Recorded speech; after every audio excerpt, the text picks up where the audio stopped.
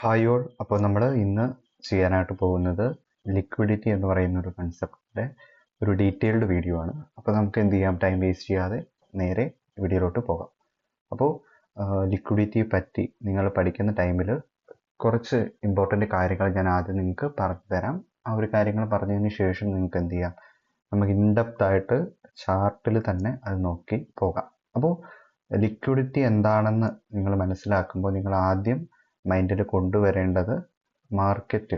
ഇപ്പോൾ ഏതൊരു ഇൻസ്ട്രുമെൻ്റ് ആയിരിക്കട്ടെ, നമുക്കാണെങ്കിൽ ഇൻഡെക്സ് എടുക്കാം, അല്ലെങ്കിൽ നമുക്ക് ഒരു സ്റ്റോക്ക് എടുക്കാം, അല്ലെങ്കിൽ നമുക്കൊരു കമ്മോഡിറ്റി എടുക്കാം, അല്ലെങ്കിൽ നമുക്ക് ഏതൊരു ചാർട്ടുള്ള ഒരു ഇൻസ്ട്രുമെൻറ്റിന് നമ്മൾ എടുത്തു കഴിഞ്ഞാലും ആ ഒരു ഇൻസ്ട്രുമെൻറ്റിനെ അപ്പ് സൈഡിലോട്ടോ അല്ലെങ്കിൽ ഡൗൺ സൈഡിലോട്ടോ മൂവ് ചെയ്യിക്കുന്നത് എന്താണ്? അതിൻ്റെ വാല്യൂ ആണ്, അതിൻ്റെ പ്രൈസ് ആണ്. അപ്പോൾ പ്രൈസ്, ആസ്ക് പ്രൈസിനേക്കാളും കൂടുതൽ പ്രൈസിന് ആൾക്കാർ ബൈ ചെയ്യാൻ, അല്ലെങ്കിൽ ഡിമാൻഡ് ആൻഡ് സപ്ലൈ എന്ന് നമുക്ക് പറയാനായിട്ട് പറയും. ഡിമാൻഡ് ആൻഡ് സപ്ലൈ എന്ന് പറഞ്ഞാൽ വളരെ സിമ്പിളാണ്. ഡിമാൻഡ് കൂടുന്നത് എപ്പോഴാണ്?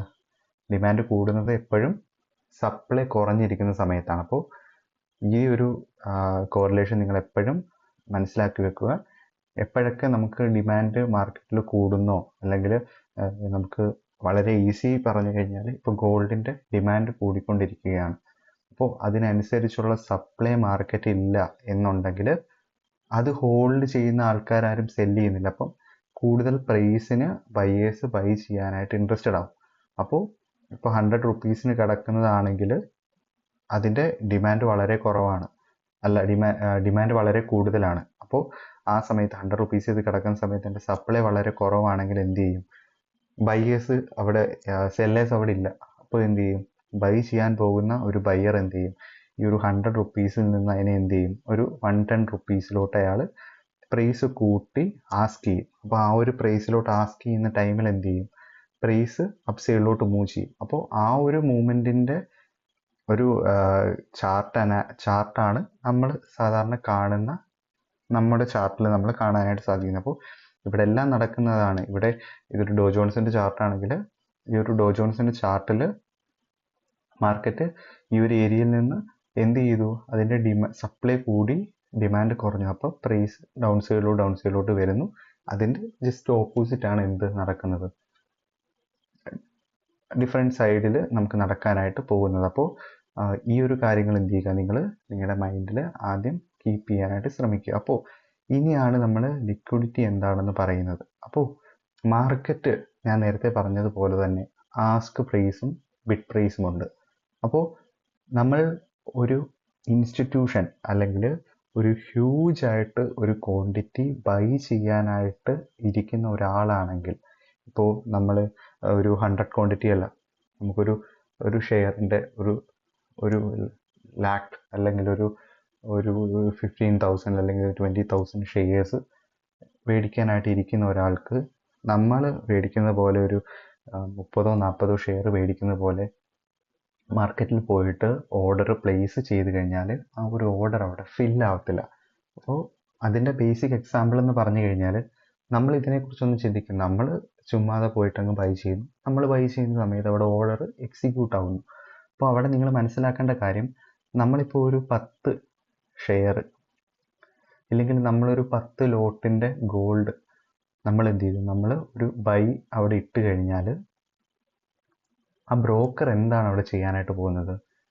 നമ്മുടെ പോലെ തന്നെ 10 ലോട്ട് അതേ ടൈമിൽ സെല്ല് ചെയ്യുന്ന ആളുമായിട്ട് എന്ത് ചെയ്യുന്നു?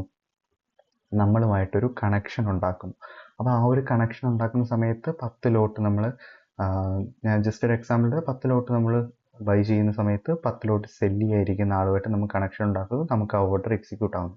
ഇപ്പോൾ 1 ലോട്ടോ 2 ലോട്ടോ അല്ലെങ്കിൽ നമ്മൾ ട്രേഡ് ചെയ്യാൻ നോക്കിക്കഴിഞ്ഞാൽ ഗോൾഡിലൊക്കെ ആണെങ്കിൽ വളരെ സ്മോൾ ലോട്ട് സൈസിലായിരിക്കും നമ്മൾ ട്രേഡ് ചെയ്യുന്നത്. അപ്പോൾ നമ്മൾക്കിപ്പോൾ ഒരു 100 ലോട്ട് 200 ലോട്ട് അല്ലെങ്കിൽ വളരെ കൂടിയൊരു ലോട്ട് ഇടുമ്പോൾ നമുക്കവിടെ ഇൻസ്റ്റൻ്റ് ആയിട്ട് ആ ഒരു പോയിന്റിൽ അല്ലെങ്കിൽ അത്രയും ക്വാണ്ടിറ്റിയിൽ നമ്മളൊരു ഷെയർ ബൈ ചെയ്യുമ്പോൾ, ഇപ്പോൾ ഒരു 10,000 ഷെയർസിന് മേളിൽ നമ്മൾ ബൈ ചെയ്യുമ്പം അതേ പ്രൈസിൽ നമുക്ക് കിട്ടണമെന്നില്ല. അപ്പോൾ അവിടെ അതേപോലെ ചെയ്യുന്ന ആൾക്കാരാണ് ഇൻസ്റ്റിറ്റ്യൂഷൻസോ അല്ലെങ്കിൽ ലാർജ് ഫണ്ട് മാനേജ് ചെയ്യുന്ന ഇൻസ്റ്റിറ്റ്യൂഷൻസ് എന്ന് തന്നെ നമുക്ക് പറയാം, അല്ലെങ്കിൽ ഓപ്പറേറ്റേഴ്സ് എന്ന് പറയാം, അല്ലെങ്കിൽ നമുക്ക് പല പേരുകളിലും നമുക്ക് അവരെ വിളിക്കാം. പക്ഷേ ലാർജ് ക്യാപിറ്റലിൽ ബൈ ചെയ്യാനായിട്ട് പോകുന്ന ആൾക്കാർ മാർക്കറ്റിൽ എല്ലായിടത്തും പോയിട്ട് അവർ ബൈ ചെയ്യുകയോ സെല്ല് ചെയ്യുകയോ ചെയ്യത്തില്ല. അപ്പോൾ ഈ ഒരു കാര്യം നിങ്ങൾ മനസ്സിലാക്കി വെക്കാനായിട്ട് ശ്രമിക്കുക. അപ്പോൾ ഈ ഒരു ഇൻസ്റ്റിറ്റ്യൂഷൻസ് കൂടുതലും ബൈ ചെയ്യാനും സെല്ല് ചെയ്യാനും എൻഗേജ് ആവുന്ന ഒരു പോയിന്റിനെയാണ് നമുക്ക് ലിക്വിഡിറ്റി ഉള്ള ഒരു ഏരിയ അല്ലെങ്കിൽ ആ ഒരു ലെവൽ എന്ന് നമുക്ക് പറയാനായിട്ട് സാധിക്കുന്നത്. അപ്പോൾ നമ്മൾ ഇപ്പോൾ നമ്മുടെ സ്റ്റാർട്ടിങ് ടൈമിലൊക്കെ പാറ്റേൺസിനെ കുറേ ആൾക്കാർ ഫോളോ ചെയ്യുന്ന ആൾക്കാരുണ്ട്. കപ്പ് ആൻഡ് ഹാൻഡിൽ പാറ്റേൺ അല്ലെങ്കിൽ പല ടൈപ്പ് ഓഫ് പാറ്റേൺസ് നമ്മൾ ട്രേഡിങ്ങിലോട്ട് നമ്മൾ സ്റ്റെപ്പ് വെച്ച ടൈമിൽ നമ്മൾ ആദ്യമായിട്ട് കേൾക്കുന്നത് പാറ്റേൺസിനെ പറ്റിയാണ്. അപ്പോൾ ഇത് കൂടുതൽ റീറ്റെയിലേഴ്സിൻ്റെ കയ്യിലും ഈ ഒരു പാറ്റേൺസ് ഉണ്ട്. അപ്പോൾ ആ ഒരു പാറ്റേൺസ് കൂടുതലും റീറ്റെയിലേഴ്സിൻ്റെ കയ്യിലുള്ളത് കൊണ്ട് തന്നെ ഒരു കപ്പ് ആൻഡ് ഹാൻഡിൽ ഒരു മാർക്കറ്റിൽ ഫോം ആകുമ്പോൾ ആ ഒരു കപ്പ് ആൻഡ് ഹാൻഡിലിൻ്റെ ഈ ഒരു ഹൈ ബ്രേക്ക് ചെയ്യുന്ന സമയത്ത് ട്രേഡ് എടുക്കുന്ന ആൾക്കാർ കാണും. ബ്രേക്ക് ചെയ്ത് റീടെസ്റ്റ് വരുമ്പോൾ ട്രേഡ് എടുക്കുന്ന ആൾക്കാർ കാണും. അല്ലെങ്കിൽ ഷെയർസ് ബൈ ചെയ്യുന്ന ആൾക്കാർ പോകും. ആ റീടെസ്റ്റ് ചെയ്ത് ഈ ഒരു ഹൈ ആൻഡ് ടേക്ക് ചെയ്യുന്ന സമയത്ത് ഇങ്ങനൊരു ഈ ഒരു ലെവലിനെ ഈ കപ്പ് ആൻഡ് ഹാൻഡിലിൻ്റെ ഈ ഒരു ഇവിടെ കപ്പ് ആൻഡ് ഹാൻഡിലാണെങ്കിൽ ഈ ഒരു കപ്പ് ആൻഡ് ഹാൻഡിൽ ബ്രേക്ക് ചെയ്ത് ഈ ഒരു രീതിയിൽ ഫോർമേഷൻ ഉണ്ടായി ഇങ്ങനെ ബ്രേക്ക് ചെയ്യുമ്പോൾ ട്രേഡ് എടുക്കുന്ന ആൾക്കാരാണ്. ഞാൻ ജസ്റ്റ് അതിനെ ഈ ഒരു രീതിയിൽ ഇങ്ങനെ കപ്പ് ആൻഡ് ഹാൻഡിൽ നിന്ന് മാർക്കറ്റ് ബ്രേക്ക് ചെയ്ത് ഈ ഒരു ഏരിയയിൽ വന്നിട്ട് ഇവിടെ ട്രേഡ് എടുക്കുന്ന ആൾക്കാർ കാണും. ഈ ഇൻസ്റ്റൻ്റ്ലി ഒരു ബ്രേക്ക് കിട്ടുമ്പോൾ ട്രേഡ് എടുക്കുന്ന ആൾക്കാർ കാണും. റീടെസ്റ്റിൽ ട്രേഡ് എടുക്കുന്ന ആൾക്കാർ കാണും. അപ്പോൾ ഇവരുടെ എല്ലാവരുടെയും തന്നെ സ്റ്റോപ്പ് ലോസ് എന്ന് പറയുന്നത് എവിടെയാണ്?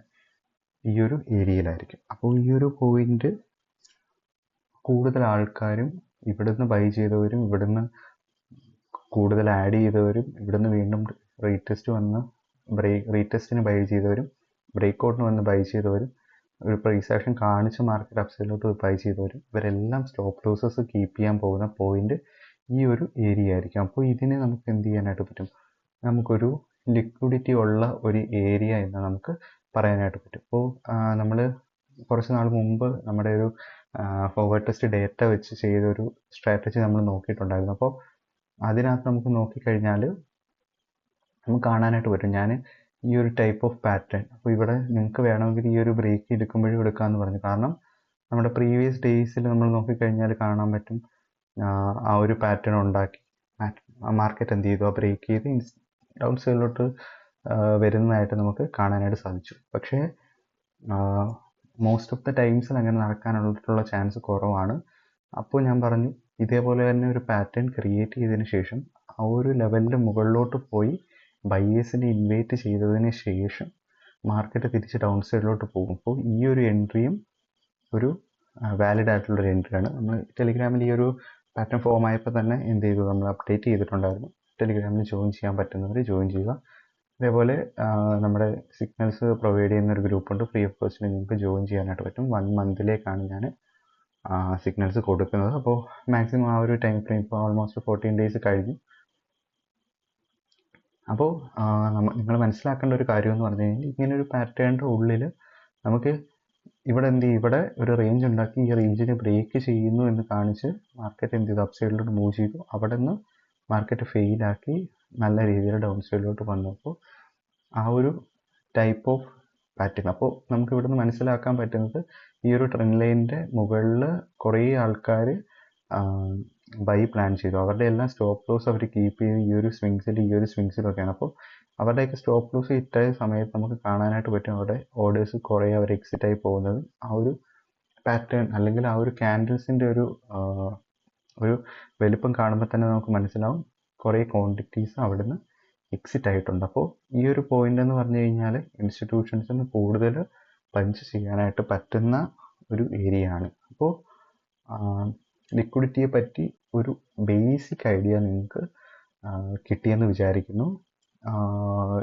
നെക്സ്റ്റ് പാർട്ടായിട്ട് ഞാൻ നെക്സ്റ്റ് വീഡിയോയിലായിട്ടും ചെയ്യുന്നത്. അപ്പോൾ ആ ഒരു വീഡിയോയിൽ എങ്ങനെ നമുക്ക് ഒരു ടൈം ഫ്രെയിം വെച്ചിട്ട് അല്ലെങ്കിൽ ഏത് ടൈം ഫ്രെയിമിലായിരിക്കും നമുക്ക് കൂടുതൽ വർക്കിംഗ് ആയിട്ടുള്ള ലിക്വിഡിറ്റി വരുന്നത്, especially in gold and US index. അപ്പോൾ അതായിരിക്കും കൂടുതൽ ഫോക്കസ് ചെയ്യുന്നത്. അപ്പോൾ ആ ഒരു ഏത് ടൈം ഫ്രെയിമിലായിരിക്കും നമുക്ക് ലിക്വിഡിറ്റീസ് എങ്ങനെ ഫൈൻഡ് ഔട്ട് ചെയ്യാം.